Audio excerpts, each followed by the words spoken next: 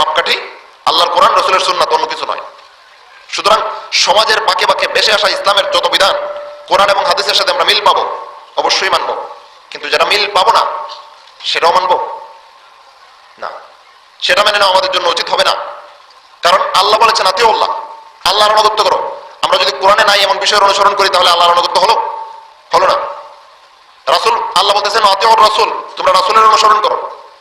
এখন আমরা নিজের যাবতীয় ঈমান, আকায়েদা, আমাল, বিশ্বাস, যাবতীয় কাজকর্মের ক্ষেত্রে যদি রাসূলকে অনুসরণ না করে সমাজের তালে তালে ভেসে আসা নীতিমালার অনুসরণ করি তাহলে সেটা আসল ইসলাম হবে না বাতিল?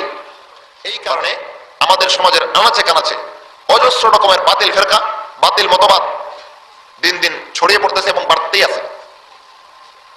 মূল সমস্যা দুই জায়গায়, একটা হলো কোরআন এবং হাদিসের কোনো কথা যদি আমরা নতুন শুনি মানতে রাজি হই না, আর আরেকটা হলো হক এবং বাতিল কোনটা এটার মাপকাঠি বুঝি না।